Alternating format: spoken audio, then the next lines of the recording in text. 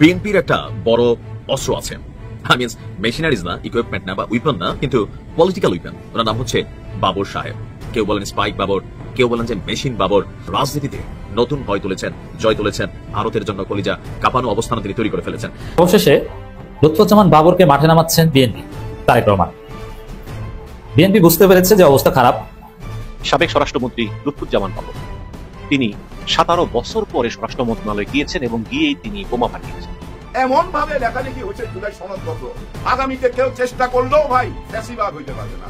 আসসালামু আলাইকুম সম্মানিত দর্শক, আজকে আপনাদেরকে দেখাবো এমন একটি গুরুত্বপূর্ণ ভিডিও, যে ভিডিওটি দেখলে রীতিমতো অবাক হবেন। চাঞ্চল্যকর অবস্থা সৃষ্টি হয়েছে নেট দুনিয়ায় তুলপার, সামাজিক যোগাযোগ মাধ্যমে ভাইরাল। আসুন কথা না বাড়িয়ে দেখে আসি সেই সম্পূর্ণ ভিডিওটি। এক সেকেন্ডও না টেনে পুরো ভিডিওটি দেখবেন। চ্যানেলে নতুন হলে সাবস্ক্রাইব করে রাখবেন পরবর্তী আপডেট পাওয়ার জন্য। ভিডিওতে একটি লাইক করে দেখতে থাকুন সম্পূর্ণ ভিডিওটি। শেষে লুৎফুজ্জামান বাবরকে মাঠে নামাচ্ছেন বিএনপি, তারেক রহমান। বিএনপি বুঝতে পেরেছে যে অবস্থা খারাপ। আমরা যে ভারতের কোলে উঠেছি, ইন্ডিয়ার বস্তা পচা থিওরি গ্রহণ করেছি, আমরা ইন্ডিয়ান হেজিমনির বাংলাদেশের ধারক বাহক হয়ে উঠছি, এটা মানুষ বুঝে গেছে। মানুষ এখন আমাদেরকে বর্জন করছে। আমরা এখন জনবিচ্ছিন্ন হয়ে যাচ্ছি। আমাদের পরিণতি হতে যাচ্ছে জাতীয় পার্টি অথবা মুসলিম লীগের মতো। বিএনপির যে ভারতপন্থী নেতা, যাদেরকে তারেক রহমান এতদিন সামনে এনেছে, তারাই বিএনপিকে জয় বাংলা করে দিয়েছে। এভাবে আর হয় না। বিশেষ করে ডাকসু জাকসুর ফলাফলের মাধ্যমে এটা বিএনপি টের পেয়েছে। যদিও আমি বারবার বলি যে ভালো হওয়া বিএনপির পক্ষে সম্ভব না। ভালো হতে চাইবে, কিছু চেষ্টা করবে, কিন্তু বিএনপি এমন ভিশাস সার্কেলে পড়েছে, এমন দুষ্ট চক্রের মধ্যে পড়েছে, তারা ভালো হতে পারবে না। পিনাকি ভট্টাচার্য যেটা বলেছেন, বিএনপি এখন হাসিনার গু খায়। এমন এতটাই ভারতের কোলে উঠেছে যে হাসিনার গু খায়। হাসিনা যেটা ফেলে দিয়েছে ওইটা খায়। আর ওইটা কি? ওই যে প্রতিপক্ষকে রাজাকার বলা, স্বাধীনতা বিরোধী বলা, ইসলামপন্থী হুজুরদের মৌলবাদী বলা, ওইটি হচ্ছে হাসিনার গু খাওয়া। এটা বিএনপি খায়। নিজেদেরকে বাঙালি বাঙালি বলা, ওইটা হচ্ছে মুজিবের গু। বুঝতে পারছেন? এই জায়গায় হঠাৎ করে বিএনপি এখন একটু ভালো হওয়ার চেষ্টা করছে, কিন্তু এটা ওই বিএনপি ভারতপন্থীদের ষড়যন্ত্রে এই ভালো হওয়ার চেষ্টা সফল হবে না।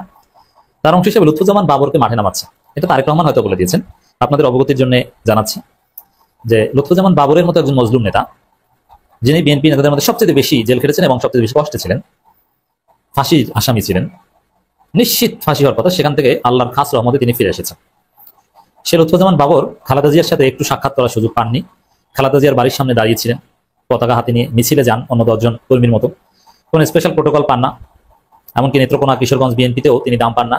সাবেক কিছু বিএনপি নেতা অথবা তার কিছু ব্যক্তিগত অনুসারী দুই এক জায়গায় তাকে 2 চ্যালেঞ্জ বক্তব্য দিতে দেয়, এতটুকুই আমরা শুনেছি। এটা জানি না যে তারেক রহমানের সাথে 1 মিনিট ফোনে কথা বলার সুযোগ লুৎফুজ্জামান বাবর পাননি। লুৎফুজ্জামান বাবর অনেক চেষ্টা করেছেন যে তারেক রহমানের সাথে আমি একটু কথা বলি, কিন্তু তারেক রহমান লুৎফুজ্জামান বাবরকে বাতিলের খাতায় লিখে রেখেছেন যে না, কথা বলা যাবে না। কারণ কি? তারেক রহমান দেখেন যে আমরা ভারতের কোলে উঠেছি, ভারত আমাদেরকে ক্ষমতা এনে দেবে, আমরা এখন ভারতীয় রাজনীতি করি। এখন সেই ভারতের বিরুদ্ধে, ভারতের বিরাট শত্রু বাবরের সাথে যদি আমি কথা বলি, এটা যদি রটের পায়, তাহলে তো আমাকে জয় বাংলা করে দিবে। অতএব বাবরকে কোনো স্পেস দেওয়া যাবে না। এটা ছিল তারেক রহমান এবং খালেদা জিয়ার স্ট্যান্স। যার ফলে মুক্তি পাওয়ার পর আপনারা দেখেছেন যে বাবরের আইনজীবী ছিল শিশির মনির। বিএনপির লোকজন ওইভাবে খোঁজ নিত না। এমনকি জেলে যতদিন ছিল জামাতপন্থীদের সাথেই চলাফেরা করতেন বা খোঁজ নিত জামাতপন্থীরা। বিএনপি তাকে বাতিলের খাতায় অনেক আগে থেকেই ফেলে দিয়েছে। ডাকসু জাকসুতে বিএনপির পরাজয়ের পর দেখছে বিএনপি পরাজয়টা আসলে বিএনপি ভারতীয় হয়ে উঠছে, ভারতের গু খাওয়ার কারণে পরাজয়। এটা দেখে তারেক রহমান নাকি বাবরকে ফোন দিয়েছেন। অবশেষে বাবরের সাথে তারেকের একটা যোগাযোগ হয়েছে, শোনা কথা, আই এম নট শিওর, ভুল হতে পারে। তবে ফোনে কথা এগুলো না হলেও অন্যান্য বিষয় ঠিক আছে। মানে এখন বাবরকে একটু কাজে লাগাতে চাচ্ছেন। শুধু বাবর না, সেই ভারতের আধিপত্যবাদের বিরুদ্ধে সৎ নেতা আলতাফ হোসেন চৌধুরীকেও এখন তারেক রহমান কাজে লাগাতে চাচ্ছেন। তো লুৎফুজ্জামান বাবরের সাথে এখন বিএনপি হাইকমান্ডের কথা হচ্ছে।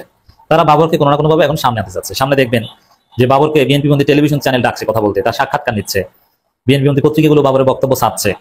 এখন বাবরের বক্তব্য ছাপে শুধু নয় দিগন্ত এবং আমার দেশ, কিন্তু বিএনপি যেগুলো দখল করেছে ওগুলো বাবরের কোনো বক্তব্য ছাপায় না। এখন থেকে দেখবেন ছাপাবে, কারণ ওই তারেকের সাথে একটা যোগাযোগ হয়েছে।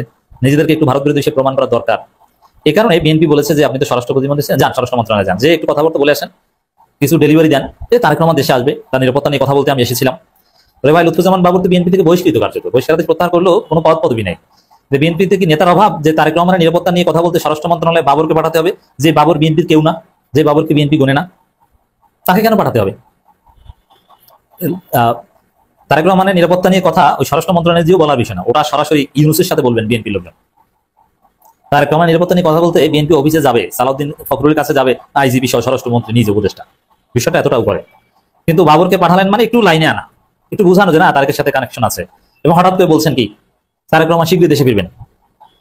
মানে এটা হচ্ছে বিএনপির নাটক, যে বাবর ভারত বিরোধী বাবরকে একটু সামনে আনা দরকার, যাতে বিএনপি যে ভারতের দালাল, ভারতের কোলে উঠেছে, জনগণ এটা ভুলে যায়। এবং তারেক রহমানকে নিয়ে ইদানিং কথা বলবেন এবং তারেক রহমানের সাথে বাবরের যোগাযোগ আছে এটা নানাভাবে বোঝানোর চেষ্টা করবেন। এই যে ঘটনা, তারেক রহমান শীঘ্রই দেশে ফিরবেন এই কথা বলা বাবর বলেছেন এবং বিভিন্ন গণমাধ্যমে এটা রিপোর্ট করেছে। তারেক রহমান শীঘ্রই দেশে ফিরবেন, স্বরাষ্ট্র মন্ত্রণালয় গিয়েছেন। এর মধ্য দিয়েই তো বোঝানোর চেষ্টা করা হয়েছে না তারেকের সাথে বাবরের যোগাযোগ আছে। এবং বিএনপির কিছু বড় বড় প্রোগ্রামের সামনে দেখবেন যে দাওয়াত দিচ্ছে এবং সুন্দর সুন্দর কথা বলবেন। পরিস্থিতি এদিকেই যাচ্ছে। তা আসলে বাবরকে মাঠে নামাচ্ছে বিএনপি পরিকল্পিতভাবে, নিজেদের ভারতপন্থী ট্যাগ বা ভারতপন্থী হয়ে যাওয়াটা ধামাচাপাটিতে, কিন্তু লাভ নাই, সময় শেষ, সময় ফুরিয়ে গেছে। বিএনপির সফল হওয়ার সব রাস্তা বন্ধ, কারণ ভারত বিরোধী শক্তি দাঁড়িয়ে গেছে বাংলাদেশে। জামাত, আবার পিনাকি ভট্টাচার্যরা অনেক সুন্দরভাবে অনেক কিছু সাজিয়েছেন, পিনাকি, মাহমুদুর রহমানরা। তো সেই জায়গায় সেই জিয়াউর রহমানের জায়গায় বিএনপির ফিরে যাওয়া সম্ভব না।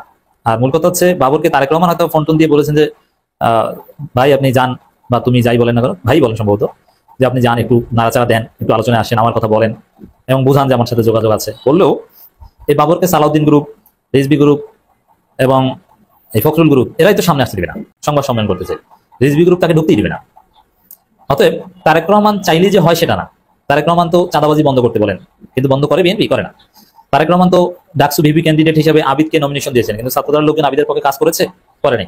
ঠিক আছে, যত টানবেন ততই লম্বা করা যাবে, কিন্তু মনে রাখতে হবে বেশি টানলে ছিঁড়া যেতে পারে। এই ছিঁড়া যাইবার আগেই তারেক রহমান সাহেব নিশ্চয়ই চলে আসবে। হ্যাঁ ভাই, আসার লক্ষণ দেখা দিছে। দেখেন, এই যে বাবর সাহেব দেখা করছে আমাদের উপদেষ্টা জাহাঙ্গীর আলমের সাথে। কেন দেখা করছে? স্বরাষ্ট্র উপদেষ্টা উনার সাথে দেখা করছে। ওনারা এইসব প্রেসের সামনে তেমন কিছুই বলে নাই, বলছে যে না আমি উনার অধীনে, মানে জাহাঙ্গীর সাহেব বলতেছে উনার অধীনে আমি জব করছি। ওই আগের ঘটনা, যখন উনি আর্মিতে ছিল তখন তো উনি স্বরাষ্ট্রমন্ত্রী ছিল। এই বাবর সাহেব উনার অধীনে উনি জব করছে, এরকম কথাবার্তা। অনেকদিন পর দেখা, চা বিস্কিট খাওয়া হয়েছে, মনের ভাব আদান প্রদান হয়েছে, আর টুকটাক এই যে বর্তমান অবস্থা নিয়ে কথাবার্তা হয়েছে, মানে দেশের অবস্থা নিয়ে। এর মধ্যে সাংবাদিকরা বারবার জিজ্ঞাসা করতেছিল কি আলাপ হয়েছে, কি আলাপ হয়েছে। ওনারা খুইলার কিছু বলে না। তারপরে জিজ্ঞাসা করলো তারেক রহমান সাহেব কবে আসবে? হ্যাঁ, খুব তাড়াতাড়ি আসবে, খুব তাড়াতাড়ি আসবে। হ্যাঁ ভাই, আমার যেটা মনে হয় বাবর সাহেব এই দেখা করার পিছনে ওনাদের মধ্যে ভালো সম্পর্ক আছে, ওনারা নিজেরাই বলতেছে। তারেক রহমান সাহেবের ব্যাপারেই দেখা করতে গেছে, তারেক রহমান সাহেব আসবে এই দেখা করাতে আমার মনে হচ্ছে। এবং আমার এটাও মনে হচ্ছে বাবর সাহেব রাজনীতিতে আবার বোধহয় পা রাখলো। মাঝখানে মনে হচ্ছিল বিদায় নিল কিনা, ওনার কোনো খোঁজ খবর পাচ্ছিলাম না। আজকে ওনার কথাবার্তা শুনে যেটুকু আমার মনে হয়েছে, তারেক রহমান সাহেব যে আসবে তার নিরাপত্তার ব্যাপারে হয়তো আলাপ করতে গেছে, এরকম একটা কিছু। আর আমি এটা বিশ্বাস করি কেন? এই জন্য বিশ্বাস করি, আজকে ডক্টর ইউনূস স্যারের কথা থেকে ডক্টর ইউনূস স্যার কিছু কথা বলছে অনেক দিন পর। উনি বলতেছিলেন যে আমাদের হাতে আছে আলাউদ্দিনের চেরাগ। হ্যাঁ, উনি খুব মজা করে বলছে, কিন্তু এটা মজা না, খুব সিরিয়াস ব্যাপার। এই জন্য সিরিয়াস। দেখেন, এই যে একটা বছর এতগুলা মানুষ, এই মানুষগুলা ভাই জ্ঞানী মানুষ, তো তারা যে বসলো তাদের কি কর্মকাণ্ড হলো। প্রিয় দর্শক, সম্পূর্ণ ভিডিওটি দেখলেন, অবশ্যই বুঝতে পেরেছেন ভিডিওটি গুরুত্বপূর্ণ ছিল। দর্শক, এই ভিডিওতে যে তথ্যগুলো আপনারা পেয়েছেন এ বিষয়ে আপনাদের কি মতামত তা অবশ্যই কমেন্টে জানাবেন, এবং পরবর্তী আপডেট ভিডিওগুলো সবার আগে পেতে চ্যানেলটিকে এখনই সাবস্ক্রাইব করে রাখুন। আসসালামু আলাইকুম।